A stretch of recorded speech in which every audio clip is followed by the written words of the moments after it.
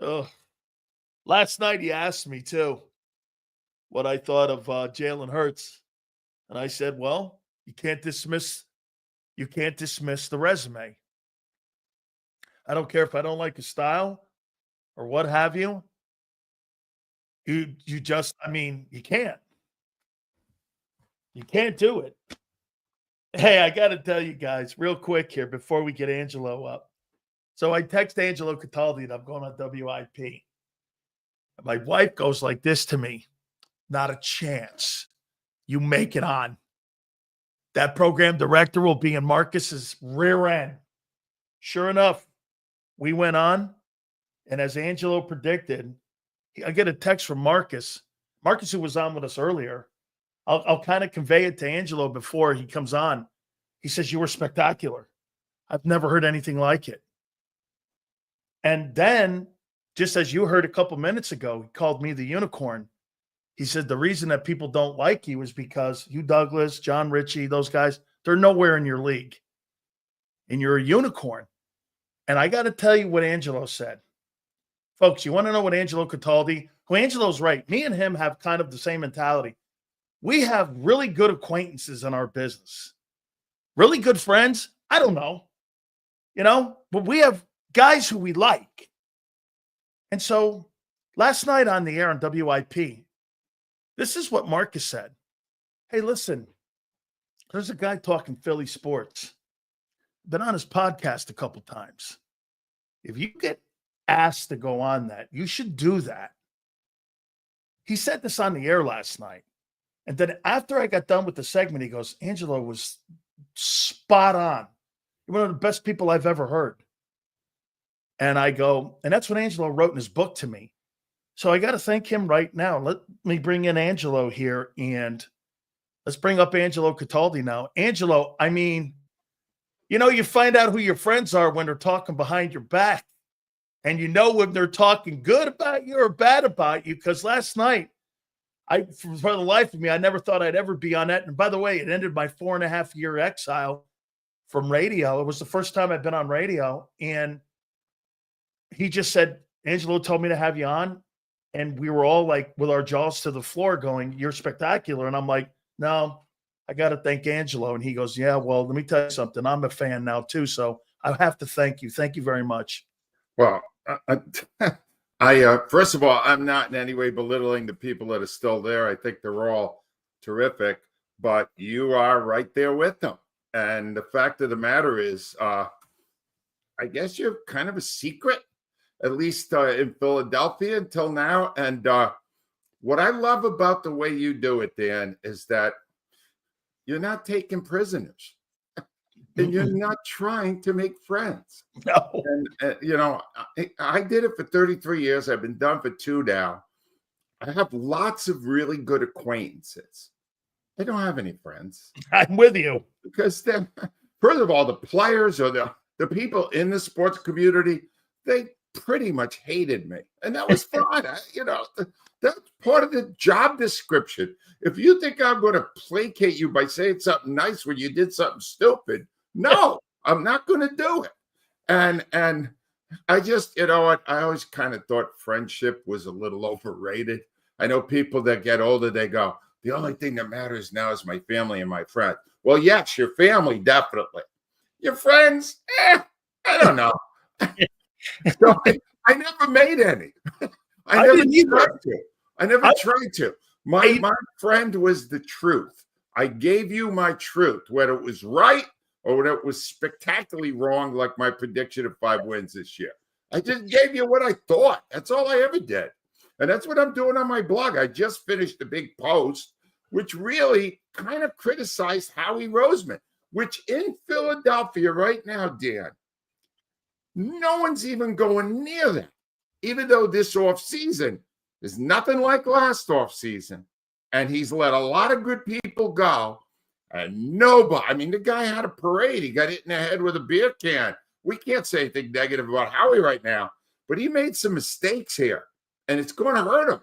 And I just say it. So guess what? No friends today either. No, I said they took a blowtorch to the defense. I mean, Why? they just absolutely took a blowtorch here. And here would be here would be a topic question to you. How much damage do you think that they have done in free agency with all of these free agents leaving to the number one defense that carried that football team across the finish line? You could even make the argument.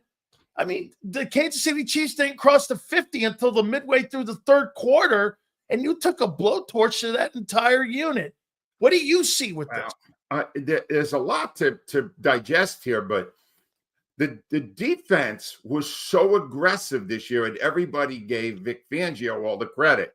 And he did a great job as a defensive coordinator. But you had two guys you just watched walk out who were the personification of that attitude. Chauncey Gardner-Johnson, a complete pain in the ass. Nothing but trouble, but hellacious on the football field.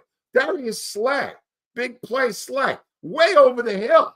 But his persona, he took these young guys, these rookies, and he mentored them and made these guys really aggressive, tough players.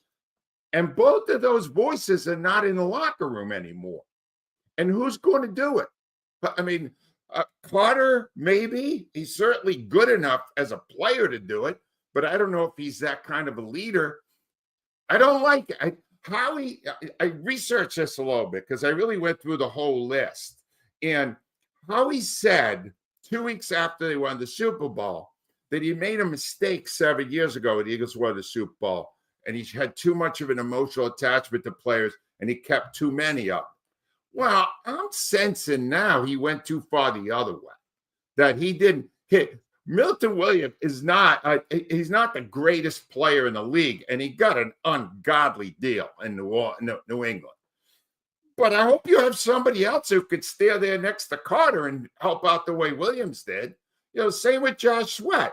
These guys are not going to be as good on the teams they sign with because Carter's not on the line with them. How about this too, Angelo? I mean, last year, Jalen Carter had the most double teams and triple teams of any defensive tackle. Am I under the assumption that the second and third team Eagle D lineman guys are going to dissipate that?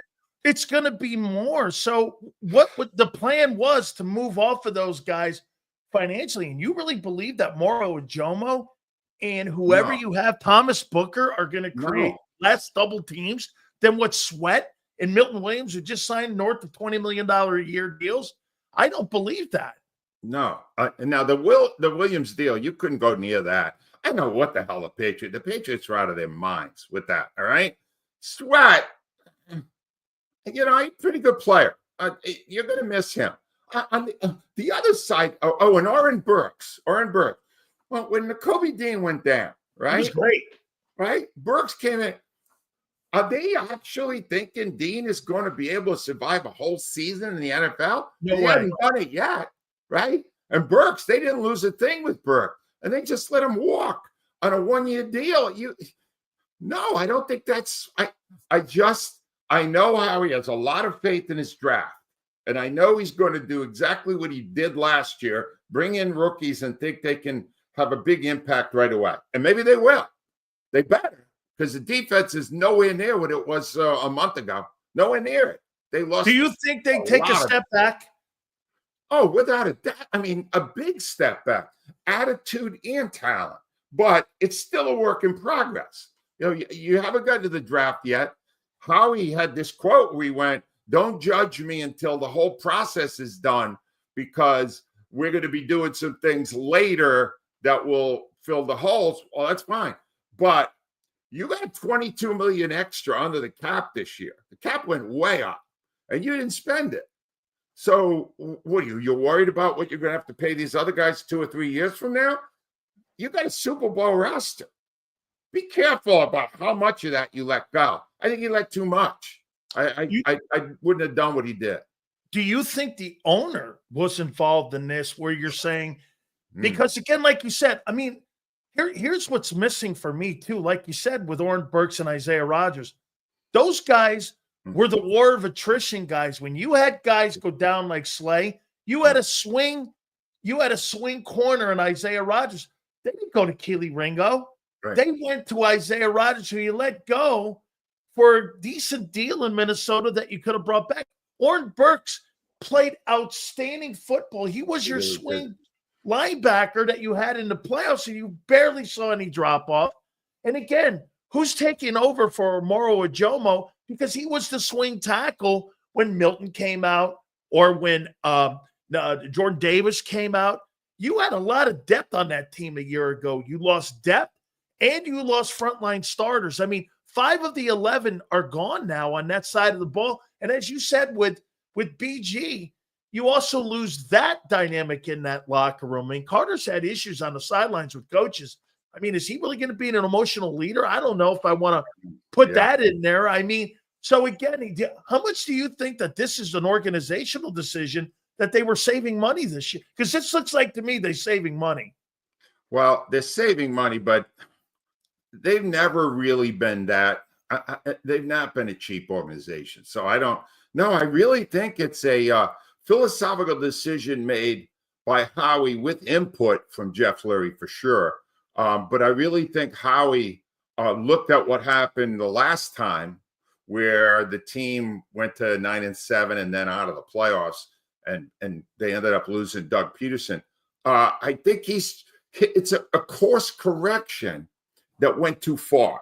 That's what I think. I think that there had to be a way, you just sucked it up. I mean, I know why Gardner-Johnson's not here, because of that stupid sweatshirt. That was bad. That alienated a ton of people, about Taylor Swift and the Swifties. And then he gave he did these interviews after they won. Yeah. Well, I mean, they were gutter. They were just profanity laced. And that's not the image the Eagles want to project. I understand that. But that mentality also translates into aggression on the field, which was one of the things that made them so good defensively this year. And they're going to miss him. They're going to miss him. They're going to miss Slay's leadership. If not, he's 34. He's on the back end of it. And what they did, the strategy, it was fascinating what Howie did. So Howie took Becton last year, who was a first-round bust with the Jets, and he brought him into his team, and he turned into a hell of a player, right? They lost him. They hit him the 1 year. Now they thought, so Howie went, wow, that worked. I'm going to do that with a bunch of guys. And they brought in a lot of busts this year, 3 or 4 big busts. This kid Jackson, the cornerback from the Giants, right? He didn't amount to much of anything.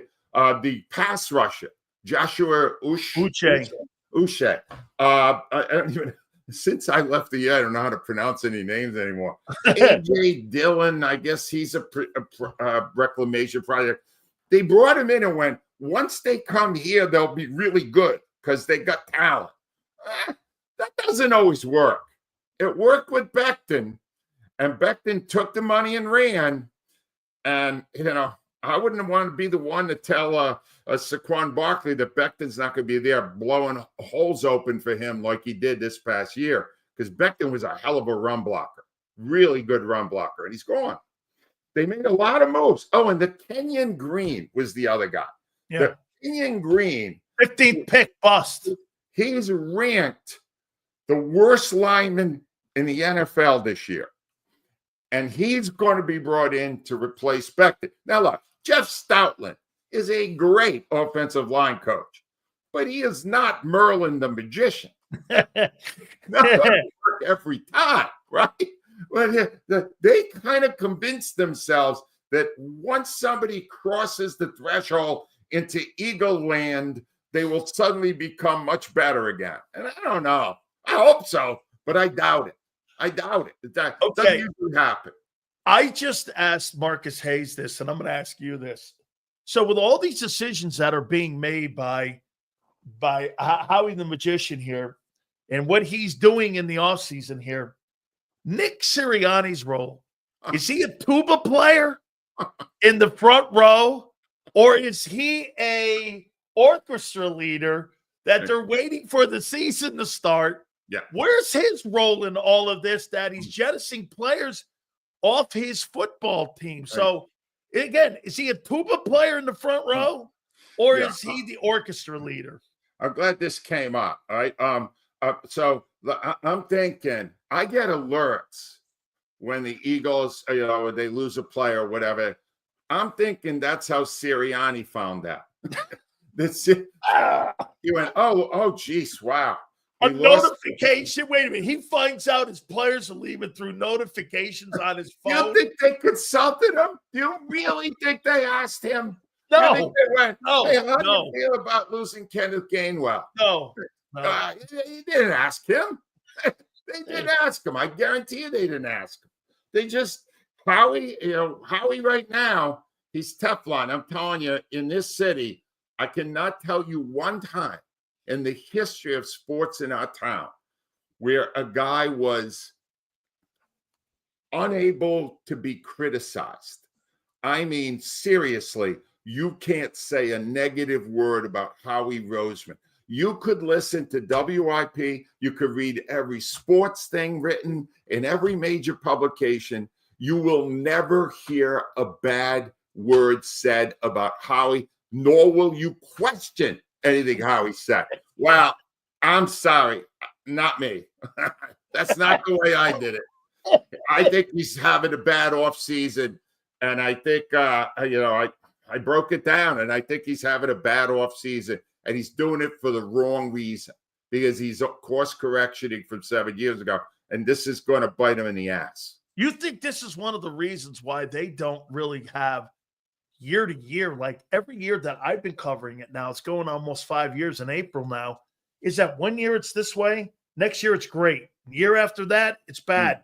Year after that, it's great. It's because it's unsustainable success. But if you think about it over an 8-year period, and they must look at it in long term and not really short term, because they're not going to, that's not a back-to-back looking roster to me right now. I don't see, I see Washington, I see the Rams, I see Detroit, I see those teams have closed the gap. Now we'll find out come September what that gap is when the players get on the field, but I don't know, man. He closed the chains, and he closed them down a little bit, and he pulled his competition closer, I think, this offseason.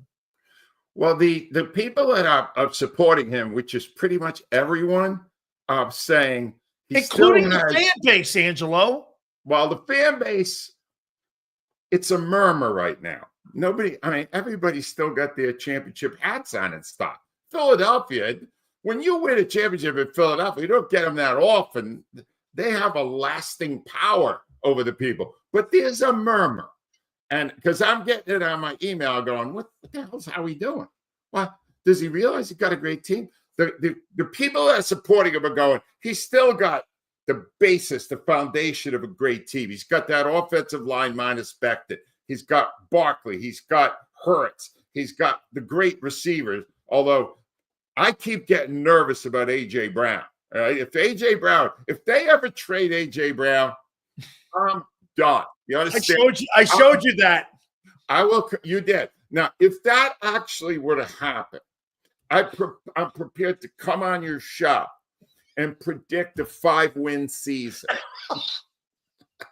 I'm bound to be right sometime, Dan. No, they better not screw with A.J. Brown. That's all. I know there's been a ton of rumors. That would be the straw that broke the camel's back for me. But I don't think.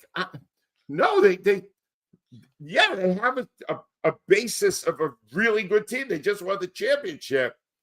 They should be adding to it, not subtracting all this. Not when there's enough money under the cap to do stuff, and they didn't do it. None of these guys they brought in, with the exception of Bourne, who deserved it, none of these guys, and Barkley got an extension, none of these guys cost anything. No. They're way lower in their salary right now than they were a year ago. They're a champion. A champion never has a lower salary. When they win, the money goes up. You got to pay it. No, he was chopping at TJ Maxx. How he was. I don't have a good feeling. I'm sorry, but I really do. So don't take it for what it's worth. All right, a couple last ones here for you. Since last week, we couldn't do anything with Embiid because he's getting extended. He's going to make $700 trillion. How much do we take of Daryl Morey as the general man? I mean, you think that guy survives this year? I mean, well, if he had an owner, Ellen Brand might have been better than this guy. well, if you had an owner that knew anything about the sport, you would know what a terrible job that Daryl Morey has done. Yeah, there's been speculation the last few days that maybe they're going to get rid of Paul George. And I'm laughing, going, who the hell is going to take him? He gets hurt more than Embiid and more than Kobe Dean put together. The guy he had a pinky. He was out a month with a freaking pinky, right? He doesn't want to play anymore. He doesn't want to play. They're trying to lose. Maxey is not coming back because they want to build up a chance to not have to give up the a top 6 pick first round. So they're trying to make sure they tank again. And they even won a game in Dallas yesterday because Dallas tanks better than they do. Get that lineup. You see, that may have been the worst Sixer lineup ever rolled out in the history of Philadelphia Sixer basketball. And they won. Dallas is better at tanking. And I'm telling you, the only way the Sixers can assure themselves of getting one of those top 6 picks is to bring back Brett Brown, because no one in the history of Philadelphia sports was better at losing than that moron, that horrible coach. Bring back Brett Brown. I'm going to bring this last thing up here, folks. This is why he won't say it, but I will. You never replace the guy like this. You replace the guy that replaced the guy that you take the job for.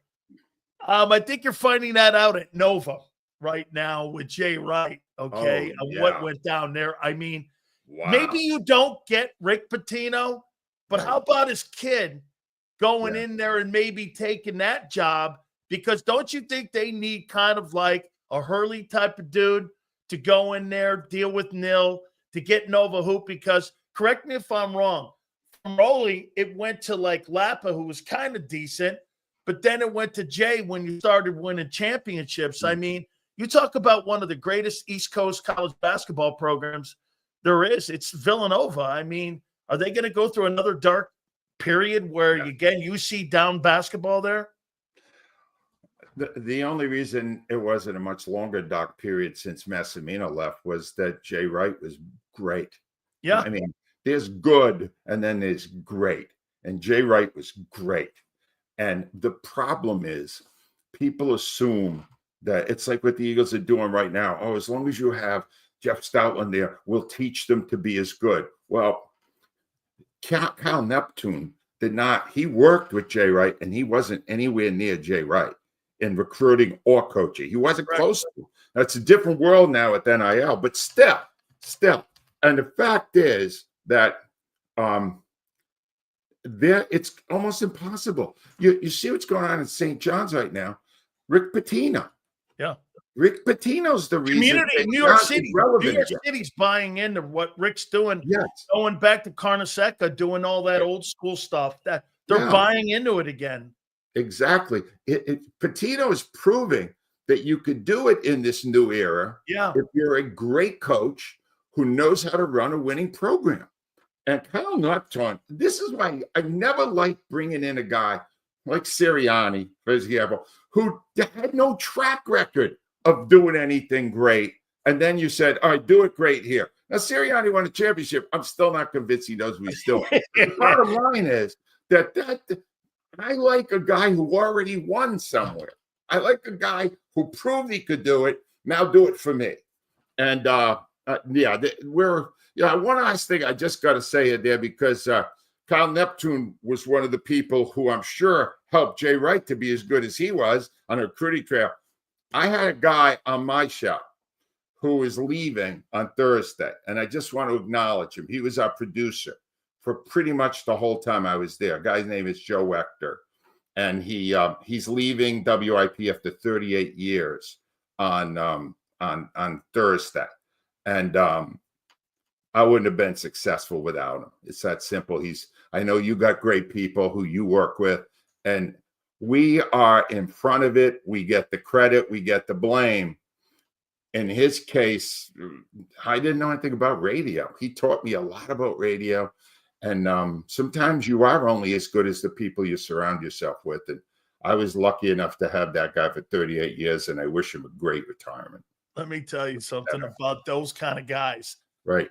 Watch this. I'm going to do it, Angelo. Tell me if you've done this. I'm not reading that. That ain't working for me, okay? I haven't been told. And then here's the producer on the other side. Dan, listen, we have to get this here. We have to get this. You got a guest coming up in 40 minutes. Let's get this. We'll talk about it after the program. Fine. Read the whole thing. You do this. Those are the people that kind of keep you on the rails from going off into the reservation where you don't want to go. And the magic dump button, when you say something maybe that they think is a little sideways, that guy is the guy. See, what you had, I didn't have. No. You had a guy that went, no, I'm going to atomic bomb that thing right there. We're not doing that right there. Those are great producers. I totally forgot about that. 33 years. I said the F word once, and it got on. He was on a call. 10 other times, he saved me with the wrong word, usually the F-bomb, but other stuff too. And I would go, and then I would be sweating. And we'd go to break, and I go, Joe, did you get that? I got it.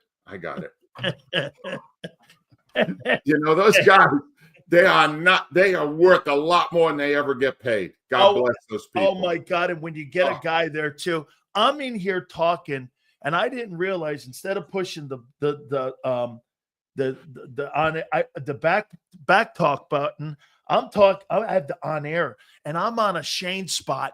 That MF and Bonds, he's doing it. That guy, and the guy goes, "You're on the air." I go, "Oh my God, it's a $43,000 Shane spot." And the guy goes, "Don't worry, I dumped it." I'm going, "Oh, on to me, man." I go, hey, I tell you what, when you're a talk show host, especially in the morning, because Angelo and I are like vampires, that sphincter muscle gets a little tight when you start doing stuff. What? Let me tell you, Dan, I'm starting with Tom Brookshire, and I don't know anything about radio. Tom Brookshire, 25 years CBS guy. And I'm about to take over for him full time. He's leaving. And he points to the microphone, and he says, "You see that right there? That's a loaded gun. It is. And it's pointed right at your head. Be careful." And he was right. He was right. You think? Hey, absolutely. I got one last thing here. So I got to tell you what Marcus said at the end of our at the beginning. He goes like this to me. He goes, "Listen," I said, "Yeah, I've been exiled." He goes, "Well, self-inflicted, right?" I go, "Oh yeah, stupid. I mean, you're on the air 38 years like me, 32 years, whatever it is. You're going to say stupid shit. Me, I'm totally stupid. So I'll say anything dumb." And so he goes like, "But I got to tell you, your exile's over as far as I'm concerned. Wow. You're awesome. And I really got to tell you, that was really cool." He goes, "As far as I'm concerned, I like you a lot, and I enjoy you, and I'm going to have you on numerous times whenever I'm on." And he goes, "Your exile in my eyes are over with, because I could see who you are." Wow. I hope it is. It should be, because they are always looking for great guests, and nobody knows more football than Dan. Dan, you're number one, man. Thank you. Angelo, thank you, my friend. Again, I appreciate you so much. Have a great one. By the way, tell the folks about the blog, what you're writing about this week. It's out. It's AngeloCataldi.com. Check it out. Just click on blogs. I got something every week. And unlike many, I give my honest opinion because I don't want friends. So that means you didn't send a birthday card yesterday to Joel Embiid. Just checking. All right. It's in the mail. See you, Angelo, thank you, my friend. All right. Angelo Cataldi. We appreciate that. So Marcus and Angelo. I feel like the Pope just came in and went like this: "I absolve you. I absolve you. Big Sills, I absolve you." Didn't you feel it? I feel it. I absolve you, Sills. Yeah. Oh, my God. Look, hey, so I am relaxed. Can you tell? How you doing? I'm relaxed. It's all good. Sells Howie's 2025 roster tune-up. Holds off any inevitable dead cap money rebuild. True. Howie flushed all the fluids, changed the filters and the plugs, and got rotated in the tires. Engine is still strong. Yeah. All right. Blowtorch to that defense. All right. We're going to take a timeout. Then we're going to get to our boy Xander Krause here, too. How about this? Marcus Hayes, Angelo Cataldi, and then Xander Krause. You know what I like about that? The old established farts, and then the new kid. I dig that. Very good. All right. Make sure you hit that like button. Give me a total on the likes, and don't forget our great friends at BetUS. You get the NC2A tournament rocking and rolling. I actually am like Xander. I like the NC2A tournament. I think it's either going to be Duke or Houston this year that's going to win the national championship in college basketball. So you get a chance to go out and make your bets. It's our partner with BetUS. Make sure you sign up for the YouTube 150. Sign-up bonuses up to $2K. Your second and third are 125%. Go to betus.com.pa. That's betus.com.pa. Fastest payouts in the business, 24/7 personalized service, 365 days of the year. Live wagering on all major games. Go to betus.com.pa. That's betus.com.pa. And do me a favor, you tell them Big Sil sent you. This is Eric. When he got injured in a